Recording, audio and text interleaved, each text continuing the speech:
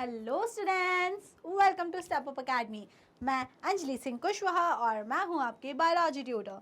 आज हम स्टार्ट करेंगे क्लास 12 का चैप्टर नंबर 10 जिसका नाम है बायोटेक्नोलॉजी एंड इट्स एप्लीकेशन। तो इस चैप्टर में सो फार हमने क्या क्या पढ़ लिया था। हमने पहले देखा था what are the aspects of biotechnology, मतलब कहाँ कहाँ हम बायोटेक्नोलॉजी को यूज़ कर रहे हैं। देन हमने देखा its application in the field of agriculture and medicine. Then हमने देखा ट्रांसजेनिक एनिमल्स में हम लोग किस तरीके से बायोटेक्नोलॉजी को यूज़ कर रहे हैं। Now there are certain problems related to biotechnology. हर चीज़ जो डेवलप की जाती है उसके सिर्फ एडवांटेजेस तो होते नहीं हैं, कुछ उससे रिलेटेड एडवर्स इफेक्ट्स भी होते हैं जो हमें फेस करने पड़ते हैं। तो भाई उन सारे एडवर्स इफेक्ट को मद्देनजर रखते हुए there are some ethical issues which are raised related to biotechnology. तो प्रॉब्लम्स क्या आती हैं भाई बायोटेक्नोलॉजी में? Genetic modification may cause unpredictable result when such organism are introduced into ecosystem। अब जेनेटिकली इंजीनियर्ड है, मतलब उसके जीन में कुछ तो भी अल्ट्रेशंस किए गए हैं और अब उससे कुछ नया ऑर्गेनिज्म क्रिएट हुआ है। वो नया ऑर्गेनिज्म आपने लाके इकोसिस्टम में इंट्रोड्यूस करा दिया है। ठीक है भाई, लो तुम जेनेटिकली मॉडिफाइड ऑर्गेनिज्म हो, तुम अब यहाँ रहो इकोसिस्टम में। लेकिन दिक्कत क्या हो रही है? आप श्योर थोड़ी ना हो कि आपने जो भी क्रिएट किया है, जो भी रिकॉम्बिनेंट डीएनए टेक्नोलॉजी से आपने बनाया है, it will be good, it will be beneficial to the ecosystem और एनवायरमेंट। हो सकता है कि आपका जो इन्वेंशन है, आपने जो बनाया after all the genetic modification, may be it can create a havoc. भाई वो कुछ और ही निकला, पता चला वो बहुत ही खतरनाक लेवल का एक पेस्ट बन गया कि आपने कोई प्लांट बनाया, ट्रांसजेनिक प्लांट, आपने ट्रांसजेनिक क्रॉप बनाया, आपने कहा हाँ ये बहुत अच्छी है, इसमें बढ़िया सा मजा आएगा। पता चला वो वीड निकला। वीड इन द सेंस कि वो अनवांटेड ग्रो कर रहा है। अब वो इतना ग्रो कर रहा है कि आप उसको रोक ही नहीं पा रहे हो। आपने यील्ड इंक्रीज करी थी, आपने उसमें मतलब उसका प्रोडक्शन अच्छा हो तो आपने उसके लिए उसमें ऐसी जीन्स इंट्रोड्यूस करी हाई प्रोडक्टिविटी वाली। अब वो इतनी हाई प्रोडक्टिविटी वाली हो गई कि हर जगह वही ग्रो कर रही है, कुछ और क्रॉप प्लांट को वो ग्रो ही नहीं करने दे रही है। तो इस तरीके के कुछ कॉम्प्लिकेशंस देखने को मिल सकते हैं ना, मिल सकते हैं कि नहीं? बिल्कुल, मतलब डेफिनेटिवली मिल सकते हैं। आप ऐसे उसमें बोले कि हाँ नहीं मैम नहीं मिलेंगे ही नहीं, बिल्कुल मिल सकते हैं, है ना। There is no question in that regard. तो Indian government has set up organisations like GAC। तो भाई इंडियन गवर्नमेंट ने क्या करा, कुछ संस्थान, कुछ ऑर्गेनाइजेशन जिसका नाम है GEAC, genetically engineering approval committee, which make decisions about the validity of genetic modification research and the safety of genetically modified organism for public services। सीधी सीधी सी बात कि भाई हर किसी को कंट्रोल करने के लिए कुछ तो रहना चाहिए ना, एक अपर हैंड रहना चाहिए ना। तो भाई क्या होता है वो, जैसे अगर आप देखो तो मूवीज़ बनती हैं, तो मूवीज़ को कौन सा सर्टिफिकेट देना है, कौन सी मूवी किस एज ग्रुप के लिए होगी, डिसाइड करता है सेंसर बोर्ड जो रहता है, उसके अकॉर्डिंग फिल्म्स को सर्टिफिकेट मिलता है। तो नेशनल सेंसर बोर्ड जो है भाई वो उनको देता है और फिर मूवीज़ इस तरीके से आती हैं। ऐसा नहीं कि बस डायरेक्टर ने बनाई और सीधे रिलीज़ कर दी, नो। पहले डायरेक्टर को परमिशन लेनी पड़ती है, मूवी के लिए सर्टिफिकेट लेना पड़ता है, सेंसर सर्टिफिकेट, तब जाके वो मूवी कहीं रिलीज होकर आप लोगों तक पहुंचती है। सिमिलरली कौन सी जेनेटिक इंजीनियरिंग से जो भी बनाया रिजल्ट, उसको आगे बढ़ाना है, उसको और इफेक्टिव बनाना है, उसको आगे प्रोसीड करना है कि नहीं करना, that everything is decided by a committee known as GEAC, genetically engineering approval committee. कि कौन सा जेनेटिक इंजीनियरिंग का जो प्रोडक्ट है, रिजल्ट है, वो भाई इतना है, ठीक ठाक है कि आप उसको और प्रोसेस करो। जैसे वैक्सीन बनाई होगी तो उसके लिए भी परमिशन ली होगी कि भाई चलो ठीक है बन गई है वैक्सीन, आप हमें परमिशन दीजिए कि अब इसका फर्दर प्रोडक्शन किया जाए और मार्केट में ना अवेलेबल किया जाए। तो फिर उनको स्टडी किया गया होगा GAC के थ्रू कि भाई ठीक है सही है कि नहीं, क्या साइड इफेक्ट्स है, उन्होंने पूरा प्रेजेंट किया होगा कि नहीं कुछ भी नहीं है, साइड इफेक्ट्स हैं कि नहीं, अगर हैं तो ये है कि हल्का फीवर आएगा और ये सब कुछ होगा, और सेफ्टी उसका क्या है, कितना सेफ है, कितनी सेंसिटिव है, ये सब चीज़ें एक्सप्लेन की होगी। तब जाके GAC से अप्रूवल मिला होगा, चलो ठीक है भाई बढ़िया है, कोविड बहुत फैल रहा है, इसका प्रोडक्शन करो बहुत ज़्यादा लेवल पे, बड़े लेवल पे लार्ज स्केल प्रोडक्शन करो और उसको मार्केट में अवेलेबल कराओ। यही हुआ होगा, है ना, पक्के से। तो बस, तो GAC is the committee that decide everything about related to genetically engineering program. Okay, समझ में आई आपको ये चीजें? तो भाई there could be side effects, to control that there is a proper committee known as GEAC set up by Indian government. समझ में आ गई? Now let's discuss some other topic, that is one more topic, that is biopiracy. Now what do you understand bye piracy? Piracy, piracy का क्या मतलब होता है? अगर अभी कभी कभी भी आप मूवी देखने जाते हो तो उसमें लिखा रहता है ना, piracy strict, piracy is a punishable act. क्या मतलब होता है पायरेसी का? पायरेसी का ये मतलब होता है कि मूवी चल रही है सामने, लोग आजकल स्मार्ट होते हैं बहुत ज़्यादा, आपने फ़ोन में पूरी मूवी रिकॉर्ड कर ली और वो मूवी रिकॉर्ड करके यूट्यूब पे डाल दी। अरे भाई, वो उसका जो डायरेक्टर है पिक्चर का, उसने कितने हज़ारों करोड़ों रुपए खर्च करके वो पिक्चर बनाई कि लोग थिएटर जाएंगे देखने। अब तुम क्या कर रहे हो, तुम उसको वहाँ पे रिकॉर्ड करके उसको लीक कर दे रहे हो यूट्यूब पे। तो मतलब this is not correct, this is मतलब सीधी सी बात, किसी की प्राइवेसी, प्राइवेसी तो नहीं बोलना चाहिए, बट दिस इज लीकिंग। जो ये प्रोसेस होती है ना, किसी के भी पर्सनल ऑथराइज्ड कंटेंट को आपको लीक, आपका लीक कर देना या चुरा लेना, that is known as piracy. ठीक है, कि भाई उसकी मेहनत लगी, सब कुछ उसका था, लेकिन बस जस्ट आपने चुराया और उसको अपने नाम से बेच दिया, तो that is piracy. Now what do you understand bye bio piracy? तो देखते हैं, it is the use of bio resources by multinational companies and other organization without proper authorization from the country and people concerned. अब यहाँ पे picture चुराने की बात नहीं चल रही, यहाँ पे बायो रिसोर्सेज चुराने की बात चल रही है। जितने भी हमारे नेचुरल रिसोर्सेज हैं, बायो रिसोर्सेज हैं, उनको अगर कोई भी बड़ी मल्टीनेशनल कंपनी या फिर कोई भी ऑर्गेनाइजेशन उसको चुरा लेती है, चुराना इन द सेंस उसकी अथॉरिटी खुद ले लेती है कि, और वो बोलती है कि नहीं ये हमने बनाया, हमने बनाया है, बल्कि वो असली में उनका प्रोडक्ट नहीं है, वो किसी और दूसरी कंट्री का या किसी भी और दूसरी ऑर्गेनाइजेशन का ओरिजिनल प्रोडक्ट है, तब इस चीज़ को बोला जाता है बायो पायरेसी।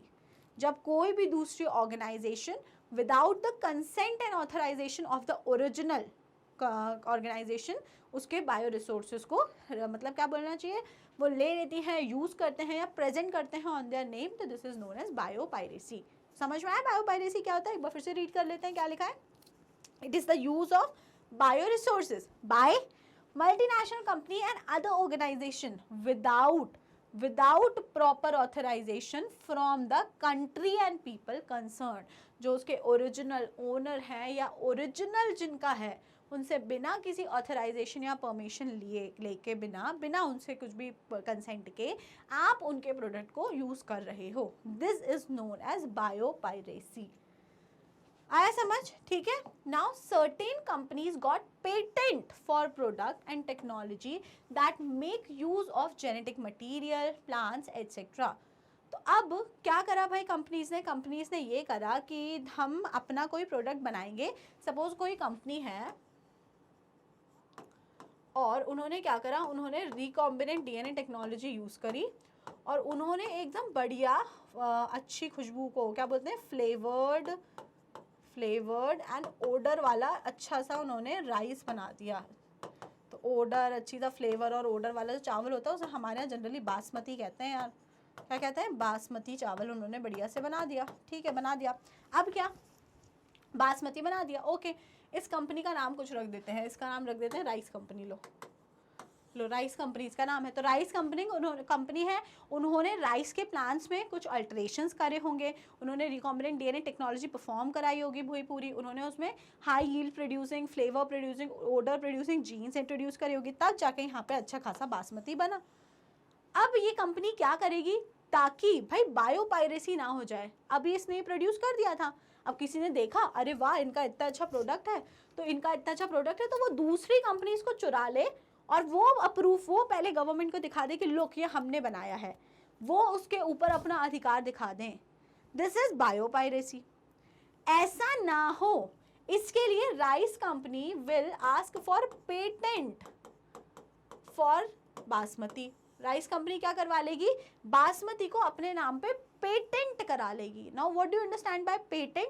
पेटेंट इज मतलब क्या बोलना चाहिए, patent is legal authorisation for any product, कि आपने उस प्रोडक्ट को लीगल रजिस्ट्रेशन या legal authorisation of that product, आपने वो प्रोडक्ट बनाया है और आप उस प्रोडक्ट का पेटेंट ले रहे हो, कि मतलब आपके अलावा अब वो कोई दूसरा उस प्रोडक्ट को नहीं बना सकता। अगर कोई दूसरा उस प्रोडक्ट को बनाता है तो उसको पहले आपसे परमिशन लेनी पड़ेगी। बहुत बेसिक से एग्जांपल, पिज़्ज़ा हम सब खाते हैं, डोमिनोज हम सब जाते हैं, डोमिनोज वाला पिज़्ज़ा बनाता है, कल आपका मन करा, आपने अपने घर में डोमिनोज लिख के और खोल लिया और आप अपना पिज्जा बना के बेचने लगे, तो this is illegal. Domino's is a brand, बहुत बड़ी कंपनी है डोमिनोज, उन्होंने पिज्जा पे जो एक है अपना पेटेंट लेके रखा है कि भाई इस तरीके का पिज्जा हम बनाते हैं। अब अगर कहीं भी कोई डोमिनोज के नाम से कोई शॉप ओपन कर रहा है, उसको पहले उनसे परमिशन लेनी पड़ेगी, मतलब वो अपने अंडर में आपका स्टोर ओपन करवाएंगे, ठीक है। पेटेंट जो है डोमिनोज नाम से वो पिज्जा बनाएगी कि इट इज, हाँ वो ठीक है, समझ में आई वो चीज। तो भाई patent is legally registering anything on your name. और अब अगर किसी को उस चीज का प्रोडक्शन करना है तो आपसे परमिशन लेके आपके अंडर करना पड़ेगा। तो देखो क्या लिखा है, certain company got patents for products and technology that make use of genetic material, plant etcetera that have been identified, developed and used by farmers and indigenous people of our country। तो भाई सीधी सी बात, उस पर वो patent ले लेते हैं। Example basmati rice, herbal medicine, turmeric and neem. हाँ भाई, इंडिया में टर्मरिक, नीम इन सबको मेडिसिन की तरह यूज किया जाता है, तो इस पे भी पेटेंट ले रखा है। अब क्या हुआ, basmati rice has unique aroma and flavour, सबको पता है टेस्ट भी अच्छा होता है बासमती का, खुशबू भी अच्छी होती है। इंडिया में 27 से ज़्यादा वेराइटी बासमती राइस की अवेलेबल हैं, 27, more than 27 varieties of basmati rice जो हैं वो हमारे यहाँ पे होती हैं। अब क्या किया गया भाई, चोरी करी गई, बायोपायरेसी हुई। 1997 में एक अमेरिकन कंपनी थी, and American company got patent right on basmati. 1997 में अमेरिका की जो एक कंपनी थी, उन्होंने बासमती राइस पे अपना पेटेंट राइट्स लेने का दावा किया। उन्होंने बोला कि भाई बासमती राइस हमने बनाए हैं, और बल्कि उन्होंने करा क्या था, through the US Patent and Trademark Office, this allowed the company to sell a new variety of basmati. This was actually derived from Indian farmers varieties. Indian basmati was crossed with semi-dwarf variety.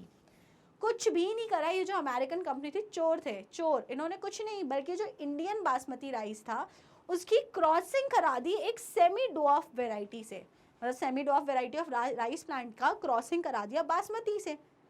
और अब जो भी घटिया सा नया बना, almost वो बासमती जैसे ही था, उसमें इन्होंने पेटेंट मांगा कि oh look, this is something new rice, we developed it, this is the new variety of rice, we developed it and we want patent on it.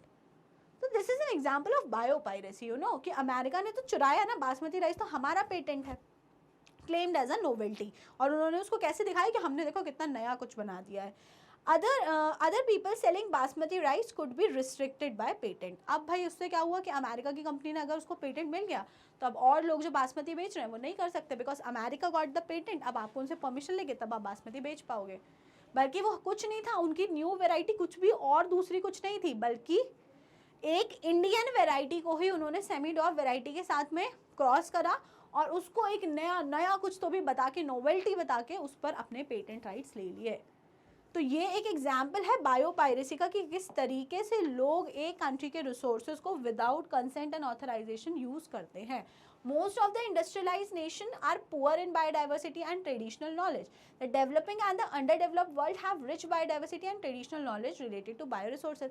अब ये देखो बायोपायरेसी वगैरह क्यों देखने को मिलती है, क्योंकि जनरली जो इंडस्ट्रियलाइज नेशन है, और अभी इंडस्ट्रियलाइज हैं, बहुत ज़्यादा हाईफाई डेवलप्ड हैं, तो वहाँ पे बायोडाइवर्सिटी इतनी नहीं बची है। लेकिन जो डेवलपिंग है या फिर अंडर डेवलप्ड है, उन वहाँ पे बायोडाइवर्सिटी बहुत ज़्यादा है, लेकिन नॉलेज नहीं है, उनको आइडिया ही नहीं है कि how much rich biodiversity they have, what are the different things they can claim patent for. तो मतलब बहुत सी चीज़ें हैं अभी अंडर डेवलप्ड कंट्रीज़ में जहाँ पे रिच बायोडाइवर्सिटी है, लेकिन वही वहाँ पे अभी सबका नॉलेज नहीं है बायो रिसोर्सेज का। और अगर हम बात करते हैं इंडस्ट्रियलाइज नेशन की, तो वहाँ पर क्या चक्कर है, इंडस्ट्रीज तो डेवलप्ड हैं, but they have less biodiversity. Now it has to develop laws to prevent unauthorized exploitation of bioresources and traditional knowledge।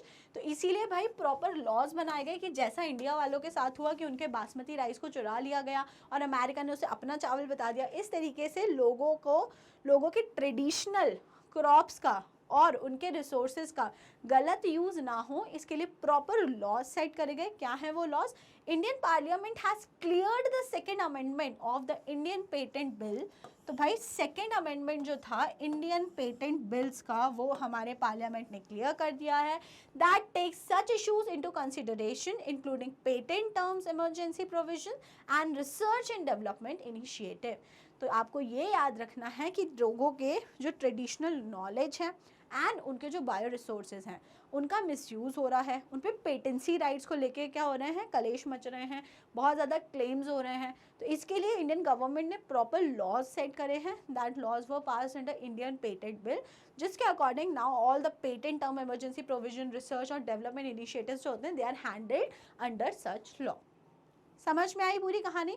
तो एथिकल इश्यूज आपको क्या सिखाना चाह रहा है? एथिकल इश्यूज आपको ये सिखाना चाह रहा था कि बायोटेक्नोलॉजी के ये जो 2 चैप्टर आपने पूरे पढ़े, every biotechnology experiment will not lead to into something beneficial, it can lead to something disastrous also। भाई कुछ बहुत गंदा सा भी बन सकता है, हो सकता है कि वो वीड हो, वो कुछ ऐसा बनाया हो आपने, कोई ऑर्गेनिज्म जो कुछ दूसरे ऑर्गेनिज्म को नुकसान पहुंचाए, मतलब कुछ भी हो सकता है रिजल्ट। इसीलिए there are certain set of rules आपको जो फॉलो करने होते हैं। उसके बाद अगर आप कुछ नया डेवलप करते भी हो तो आपकी नई चीज़ को कोई चुरा ना ले। There are laws also for that, biopiracy ना हो, पेटेंट राइट क्या होते हैं, ये सब हमने एथिकल इश्यूज में सीखा। समझ आई आपको सारी कहानी? So here we are done with this chapter and this particular topic. अगर आपको कोई भी डाउट है पूरे चैप्टर में, पूरी यूनिट में, तो आप मुझसे अपने डाउट्स क्लियर कर सकते हैं। बाकी तब तक के लिए वीडियो पसंद आया है तो वीडियो को जल्दी से कर दो लाइक, स्टेप अप अकेडमी को कर लो सब्सक्राइब, और तब तक के लिए टाटा बाय बाय।